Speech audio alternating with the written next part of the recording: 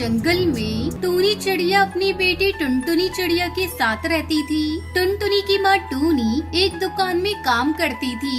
एक दिन जब वो काम से घर वापस आती है तो उसकी बेटी टुनटुनी उससे कहती है, माँ, आपने देखा हमारा घर कई जगह से टूट चुका है। इसकी मरम्मत करनी बहुत जरूरी है। अगर बारिश आ गई तो हमारा घर टूट जाएगा। मैं क्या करूं बेटा, मैं तो दिन भर काम में व्यस्त रहती हूँ। इस तरफ तो मेरा ध्यान ही नहीं गया। मैं कल ही मालिक से कुछ रुपए उधार मांग कर लाऊंगी और घर की मरम्मत करवाऊंगी। तो चिंता मत कर मेरी बेटी, तू अपनी पढ़ाई पर ध्यान दे। तब तक आप लोग कमेंट में बताएं 100 डिवाइडेड बाय 2 कितने होते हैं। अगले दिन टूनी अपने मालिक से कहती है, मालिक, मुझे कुछ रुपए उधार चाहिए। मेरा घर कई जगह से टूट गया है और उसकी मरम्मत करना बहुत जरूरी है। क्या उधार? मेरी दुकान पर उधार ना ग्राहक के लिए है, ना तुम्हारे लिए, समझी? आगे से पैसे मांगने से पहले दूसरी नौकरी ढूंढ लेना। अब मैं क्या करूं? ये भुल्ला चील तो मुझे पैसे नहीं देगा। मैं कैसे अपने घर की मरम्मत करूं? ऐसा सोचते हुए टूनी शाम को घर लौट रही थी। तभी रात में तेज बारिश शुरू हो जाती है। हाय राम, ये बारिश तो अभी से शुरू हो गई। मेरी टुनटुनी घर में अकेली है। मुझे और तेज उड़ना होगा। कहीं मेरा घर टूट गया तो, उसे कुछ हो गया तो मैं क्या करूँगी? टूनी माँ तेज तेज उड़कर घर पहुँचती है तो वो देखती है कि उसका घर पूरी तरह से टूट चुका था। मम्मा देखो ना, अपना घर टूट गया। मैंने तो पहले ही आपको बताया था। अब हम बारिश में किसके यहाँ मदद मांगने जाएं?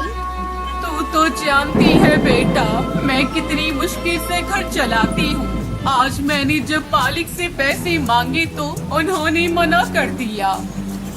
माँ, चलो ना, बारिश रुकने तक कालू अंकल के घर चलते हैं। टूनी और टुनटुनी दोनों कालू के घर जाती हैं। उसका दरवाजा खटखटाती हैं। कालू भैया, ओ कालू भैया, दरवाजा खोलो। मेरा घर इस बारिश में टूट गया है, हमारी मदद करो। बारिश में मैं अपना दरवाजा नहीं खोलूंगा। तुम कहीं और जाओ, मेरा घर भी मजबूत नहीं है। तुम सबका वजन नहीं उठा पाएगा। कालू को अपना दरवाजा नहीं खोलता। बारिश में दोनों माँ बेटी भीग रही थी। माँ, बारिश बहुत तेज है। उस पेड़ की डाल की आड़ में हम छुप जाते हैं। दोनों माँ बेटी पेड़ की आड़ में बारिश से बचने लगती है। कुछ देर बाद बारिश रुक जाती है। माँ, बारिश तो रुक गई। चलो चलकर हम अपना घर बनाते हैं।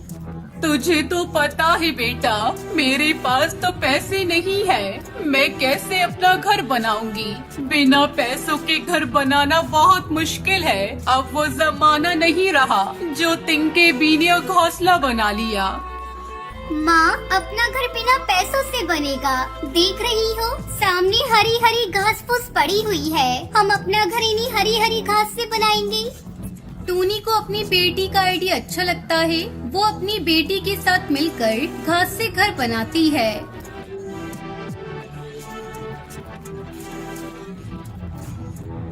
हरी घास का घर देखने में बहुत सुंदर था। अंदर उसमें बहुत ठंडक थी। और फिर दोनों माँ बेटी खुशी खुशी इस घास से बने घर में रहने लगती है।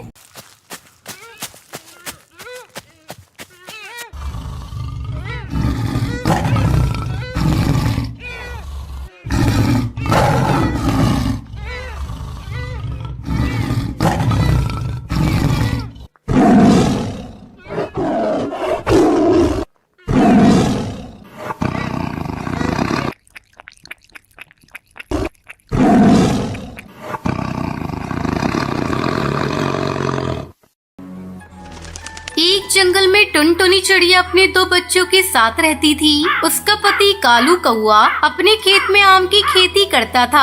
आम बेचकर उसे अच्छी कमाई हो जाती थी, जिससे उसका पूरा परिवार खुशी से अपना जीवन बिता रहा था। एक दिन टुनटुनी अपने पति से कहती है, अरे पिंकी के बापू, मैं सोच रही थी इस बार नए साल पे अपने बच्चों को लेकर कहीं बाहर घुमाने चलते हैं।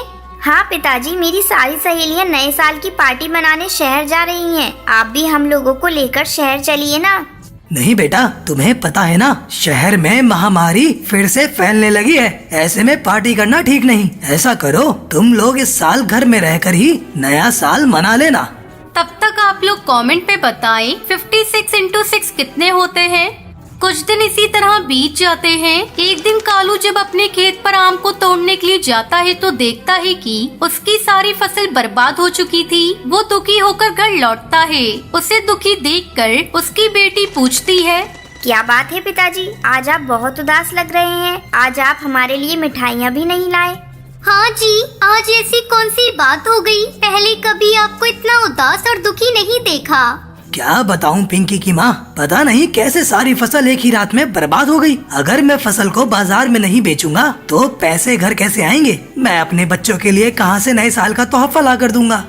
आप चिंता क्यों करते हो जी? हम कल ही अपने खेत में जाकर सारे खराब पेड़ों को हटाकर उसकी जगह नए आम के पेड़ को लगाएंगे। जहाँ तक बच्चों की बात है तो हमारे दोनों बच्चे बहुत ही समझदार हैं। वो उपहार के लिए जिद नहीं करेंगे। अगले दिन कालू और टुनटुनी खेत पर जाकर खेत से सारे खराब पौधे उखाड़ रहे थे। तभी उन्हें पौधों के बीच में एक पक्षी कराहता हुआ मिला।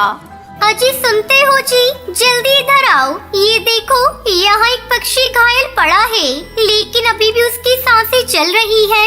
कालू और टुनटुनी दोनों उस पक्षी की देखभाल करने लगते हैं। थोड़ी देर बाद उस पक्षी की हालत में कुछ सुधार होता है और वो पक्षी एक परी में बदल जाती है। आप लोगों ने मेरी जान बचाई है। मैं अपने दुश्मनों से बचने के लिए आपके खेत में गई थी, लेकिन उन्होंने मुझे ढूंढकर मुझे घायल कर दिया। अगर आपने मेरी जान नहीं बचाई होती तो पता नहीं मैं कब तक यहाँ पड़ी रहती और मेरी मौत हो जाती। मेरे दुश्मनों ने मुझे ढूंढने के लिए आपका सारा आम का बगीचा बर्बाद कर दिया। आपने मेरी जान बचाई है, इसके लिए मैं आप लोगों को कुछ देना चाहती हूँ। ये लीजिए, मैं आपको आम के कुछ जादुई बीज दे रही हूँ, जिसे अपने खेत में डाल देना। टुनटुनी को बीज देकर वो परी वहाँ से गायब हो जाती है। दोनों पति पत्नी आम के बीज को अपने खेत में डाल देते हैं। अगले ही दिन उनके खेत में आम के पेड़ों पर सोने के आम आ जाते हैं, जिसे देखकर कालू और टुनटुनी बहुत खुश होते हैं। कालू आमों को सुनार को बेचने के लिए चला जाता है। इस तरह जादुई आमों की खेती करके कालू का पूरा परिवार खुशी खुशी नया साल मनाता है।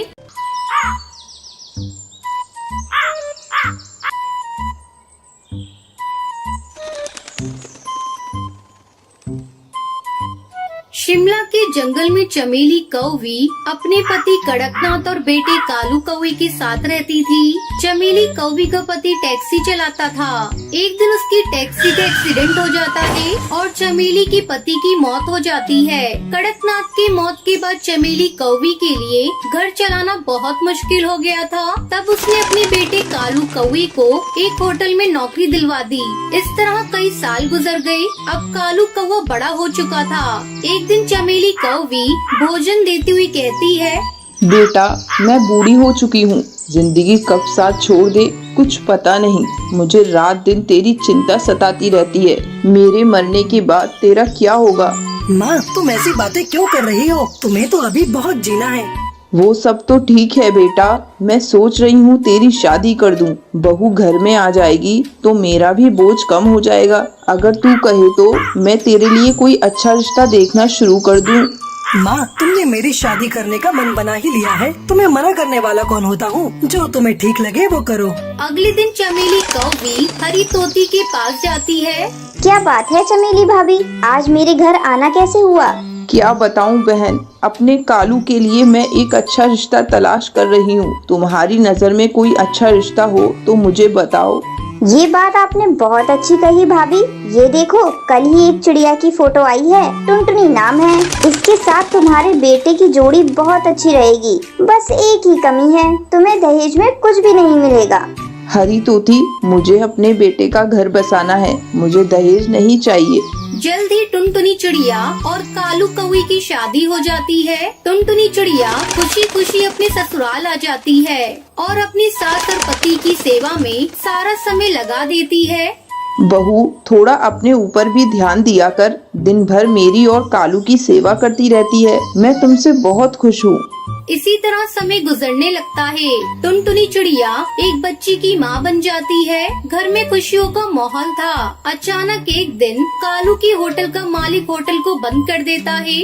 अब क्या होगा माँ? घर का खर्च कैसे चलेगा? मैं अपनी इस नन्ही सी बच्ची का पालन पोषण कैसे करूँगा? आप इतना मत घबराइए जी। इतना घबराएंगे तो कैसे काम चलेगा? हिम्मत रखिए, जल्द ही आपको कोई नया काम मिल जाएगा। हाँ बेटा, बहू ठीक कह रही है। तू इतना मत घबरा, हम सब तेरे साथ हैं। अगले दिन से कालू कौआ नए काम की तलाश में इधर उधर भटकने लगा, लेकिन उसे कोई काम नहीं मिला। 1 महीना गुजर जाता है। घर के सारे पैसे खत्म होने वाले थे। तभी एक दिन टुनटुनी चिड़िया कालू कौवे से कहती है, सुनो जी, अब से तुम्हें काम की तलाश में जाने की कोई जरूरत नहीं। हम अपना खुद का ढाबा खोलेंगे।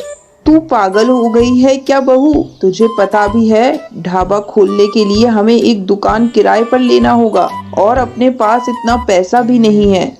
अरे माँ जी, ढाबा खोलने के लिए दुकान की कोई जरूरत नहीं। ससुर जी की टैक्सी है ना, बहुत दिनों से गोदाम में पड़ी है। कालू जी आप जाइए और जाकर उसकी मरम्मत करवा कर ले आइए। हम लोग टैक्सी में ढाबा खोलेंगे और जंगल में घूम घूम कर अपना बनाया हुआ भोजन सस्ते दाम पर जंगल की पक्षियों को खिलाएंगे। अब कालू कौवे के टैक्सी ढाबे को देखकर कुछ पक्षी उसके ढाबे पर आते हैं। टुनटुनी चिड़िया कालू कौवा मिलकर बड़े प्यार से अपने टैक्सी ढाबा का बना हुआ भोजन उन पक्षियों को खिलाते हैं। इस तरह टुनटुनी चिड़िया और कालू कौवा मिलकर अपना ढाबा चलाने लगे और खुशी खुशी अपने परिवार के साथ रहने लगे।